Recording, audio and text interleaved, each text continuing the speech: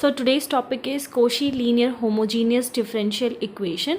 So हम पहले ये डिस्कस करेंगे कि जो आपको डिफरेंशियल इक्वेशन गिवन है वो हम आइडेंटिफाई कैसे करें कि वो Cauchy linear की है. देन वी विल सी कि इसका सोल्यूशन किस तरीके से निकालना है, like what is the procedure of finding complementary function and particular integral. तो स्टार्ट करते हैं, और स्टार्ट करने से पहले मैं इक्वेशन यहाँ पे लिख रही हूँ, उसको हम सॉल्व करेंगे. That is let y x be the solution of initial value problem, जहाँ पर हमें गिवन है x square y double prime plus x y prime plus y is equals to x. और यहाँ पर जो हमें कंडीशन गिवन है वाई 1 पर और वाई डैश 1 पर 1 वैल्यू देता है, और हमें वैल्यू फाइंड करनी है e to the power pi by 2 पर इसकी क्या वैल्यू होगी. ओके, सो अब ये समझते हैं कि डिफरेंशियल इक्वेशन Cauchy लीनियर की क्या होगी. देखिए, इसका जो जर्नल जो स्टैंडर्ड फॉर्म है इसकी वो होती है x to the power n d, ये भी n टाइम्स डिफ्रेंशिएट होगा, प्लस इसकी एक पावर कम हो जाएगी, और तो यहाँ पर भी इसकी एक पावर यहाँ पर आपको कम दिखेगी n-1, और इसी तरीके से ये लास्ट तक चलेगा, और लास्ट में यहाँ पे आ जाएगा a, अगर आप कांस्टेंट अभी नहीं ले रहे हो तो y plus this is equals to q. Okay, तो अगर आप इसको ध्यान से देखो तो ये जितने टाइम इसका जो ऑर्डर है ना वही x का यहाँ पे पावर है. ऑर्डर अगर यहाँ पे n-1 है तो यहाँ पर पावर भी n-1 है. जैसे कि अगर आप ये 4 ऑर्डर का ले रहे हो तो एक बार x की पावर 4 होगी, यहाँ पर x की पावर 3 होगी, फिर 2 होगा, फिर 1 होगा, और लास्ट में ये 1 आ जाएगा. ठीक है, इस तरीके से. तो जो इसका ऑर्डर चल रहा है वो इस x की पावर चल रही है. साथ में कांस्टेंट भी आपको दिख सकता है, like it can be 4 time, यहाँ पे कोई पावर हो सकती, सॉरी कांस्टेंट हो सकता है 3, 2. तो आप यहाँ पर इसके स्टैंडर्ड फॉर्म में a0, a1, a2 और लास्ट में an जो है वो कंसिडर कर सकते हो. ओके, तो ये तो इसकी होती है हमारी स्टैंडर्ड फॉर्म. आप इस तरीके से इसको समझ लीजिए. जो मैंने स्टार्टिंग में लिखा, मैं अब की बार कांस्टेंट को कंसिडर करते हुए लिख रही हूँ यहाँ पर y times x to the power n, then a1 x to the power n-1, ये n-1 टाइम डिफ्रेंशिएट होगा, एंड लास्ट में ये हो जाएगा a n y is equals to q. तो ये हो गई इसकी स्टैंडर्ड फॉर्म. ठीक है, तो पैटर्न कुछ इस तरीके से रहेगा. और इसमें हम करते क्या है, सॉल्व करने के लिए, इसको सा सोल्यूशन निकालने के लिए हम क्या करते हैं कि एक सब्स्टिट्यूशन होता है, put x is equals to e to the power z. आप ये सब्स्टिट्यूशन बोलो क्योंकि अगर मैं आपको x की फॉर्म में इसलिए बता रही हूँ क्योंकि यहाँ पर x वेरिएबल प्रेजेंट है, या फिर आप इसको इस तरीके से भी लिख सकते हो z is equals to log x. तो देखो हम करते क्या हैं, जैसा कि आप देख रहे हो कि जो इनके जो कोएफिशिएंट्स हैं इसके आगे आपको वेरिएबल कोएफिशिएंट दिख रहा है. ठीक है, तो हम इसको किसी और वेरिएबल में चेंज कर देते हैं. y n x ऑलरेडी यहाँ पर प्रेजेंट है, तो हमने कोई दूसरा वेरिएबल ले लिया z, या फिर आप इसको t की फॉर्म में भी लिख सकते हो. तो हम ये कर रहे हैं कि इसको एक दूसरे वेरिएबल में कन्वर्ट कर दे रहे हैं. तो सब्स्टिट्यूशन जो है कुछ इस तरीके से चलेगा, और इसी की हेल्प से जो बाकी जगह जो बाकी इक्वेशन में चेंजमेंट आती है वो कुछ इस तरीके से होती है कि अगर x d by D x, उसको हम लिखते हैं d डैश की फॉर्म में. यहाँ पर अगर x square D square D x square अगर ये है तो डी डैश तो रहेगा ही, और आ जाएगा इसके मल्टीपल में D dash -1. If it is x cube, और यहाँ पर ये एक्स जो है 3 टाइम्स डिफ्रेंशिएट हो रहा है, तो डी डैश -1 डी डैश -2, इस तरीके से ये जो है चलता है. अगर x टू दी पावर 4 होता तो यहाँ पर ये तो रहेगा ही, साथ में एक टर्म और आ जाएगी d डैश -3. ठीक है, तो जितनी यहाँ पर पावर होगी और उतना ही एक लेस वैल्यू आपको यहाँ पर दिखाई देगी. अगर पावर 4 है तो d डैश -3 तक चलेगा. तो ये कुछ सब्स्टिट्यूशन है जो हम करते हैं. उससे क्या होता है, ये रीज़न क्या है करने का कि जो आपको कोएफिशिएंट में यहाँ पर दिख रहा है वो जो हमारा जो डिफरेंशियल इक्वेशन हमें रिड्यूस होकर मिलती है उसमें ये नहीं रहता। लाइक फिर ऑक्सिलरी इक्वेशन निकाल कर हम CF बहुत ही ईजिली निकाल सकते हैं, ठीक है। तो ये सब्स्टिट्यूशन आपको याद रखना है, एक्स के जहाँ पे क्या पुट करेंगे, e⁻z। अब चलते हैं अपने क्वेश्चन पे। तो क्वेश्चन में जो मैंने इनिशियल जो इक्वेशन लिख रखी है वो ये है, और इस इक्वेशन को अगर हम ध्यान से देखें तो यहाँ पर डबल प्राइम है, मतलब डबल टाइम टू ऑर्डर चल रहा है, तो x की पावर भी 2 है। यहाँ पर एक ऑर्डर है तो यहाँ पर x की पावर 1 है, और यहाँ पर एक भी ऑर्डर नहीं है तो x की पावर 0 है। देन ये हमारी q की वैल्यू है। तो ये क्लियरली हमें पता लग गया कि ये कौन सी इक्वेशन है, Cauchy linear homogeneous differential equation, जहाँ पर हमें कुछ कंडीशंस दी हुई हैं। देखो क्या होता है कि अगर आपको कंडीशंस नहीं दी हुई तो हम सिंपल CF निकालेंगे, PI निकालेंगे। CF एंड PI क्या होता है वो आप लोगों को पहले भी पता होगा, क्योंकि आपने डिफरेंशियल इक्वेशंस में कितनी सारी फॉर्म्स हैं हमारे पास, उसमें हमने CF और PI निकाला हुआ है, ठीक है।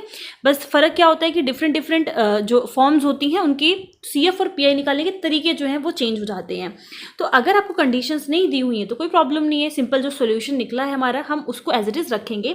बट इन केस कुछ कंडीशंस दी हुई होती हैं तो हमें उनका यूज़ करके वैल्यूज़ को निकालना पड़ता है, और इसका इस्तेमाल करते हुए हम क्या करेंगे, जो हमें क्वेश्चन में पूछा हुआ है उसकी वैल्यू को निकालेंगे, ठीक है।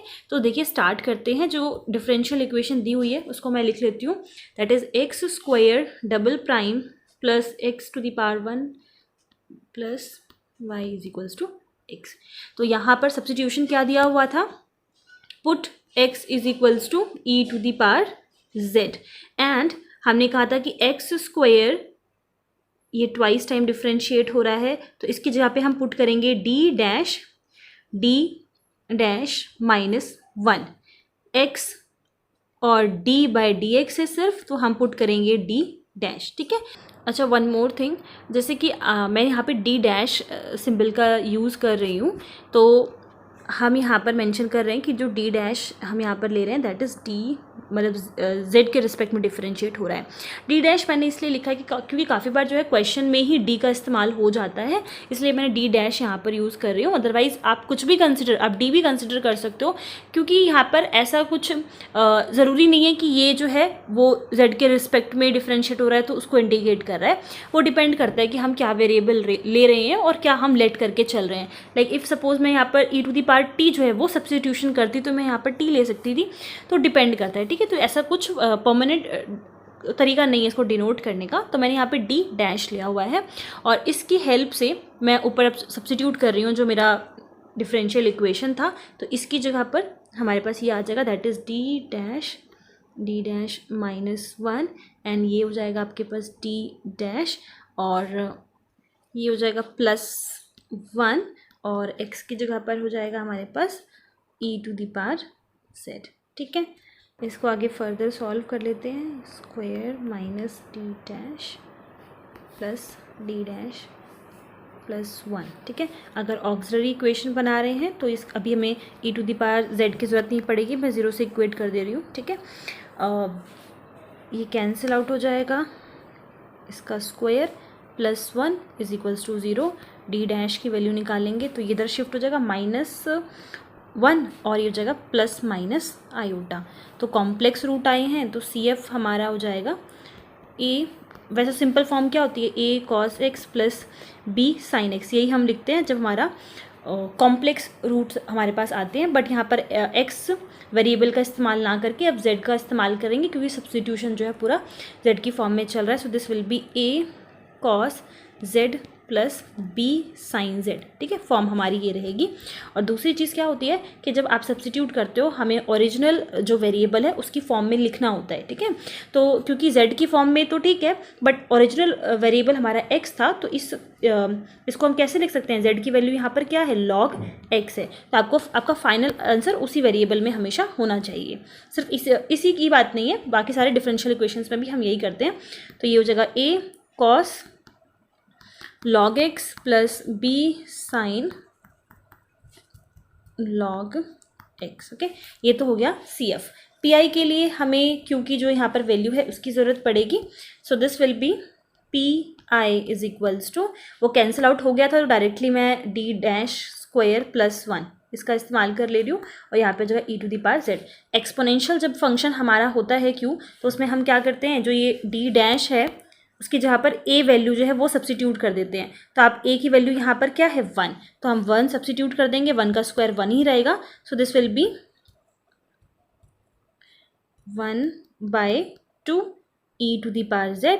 अगेन हम z जो है ओरिजिनल वेरिएबल में कन्वर्ट कर देंगे x की फॉर्म में, तो ये हो जाएगा आपके पास log x और इसका आंसर आ जाएगा हमारे पास x/2।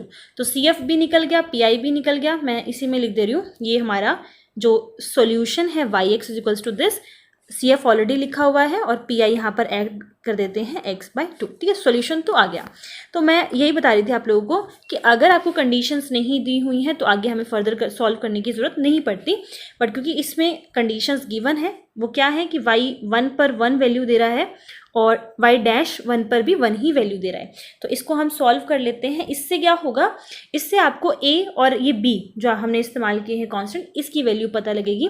So using the first condition y1 is equals to, क्या करना है कि जहाँ पर x है वहाँ पर 1 पुट करना है ना।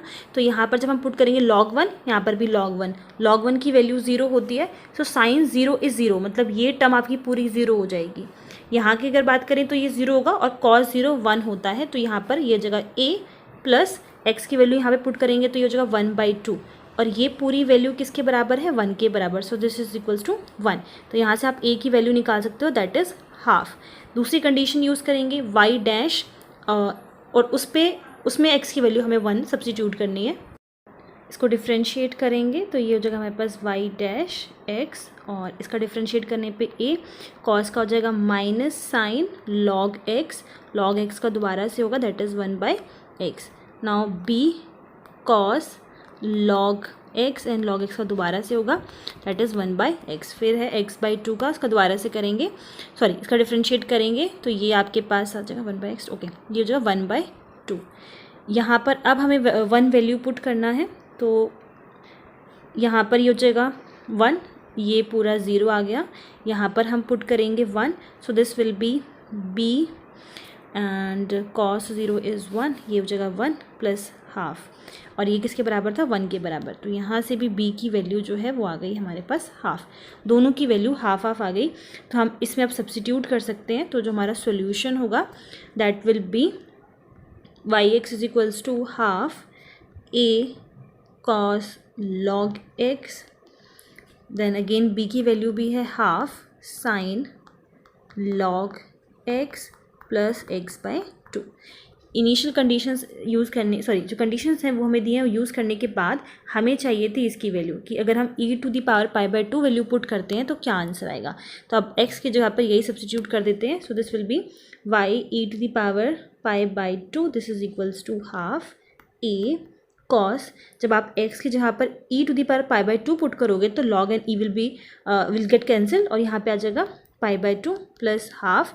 सिमिलरली यहाँ पर भी वही सेम होगा, तो sine π/2 and plus e to the power π/2/2, then ये तो 1 हो जाएगा एंड दिस विल बी 0। तो ये आ जाएगा y e to the power π/2 is equals to half and sine π/2 is 1 plus e to the power π/2/2। तो ये इसका हो जाएगा final answer. So I hope ये क्वेश्चन आप लोगों को क्लियर है एंड कोई भी डाउट हो तो पूछ सकते हो। Thank you.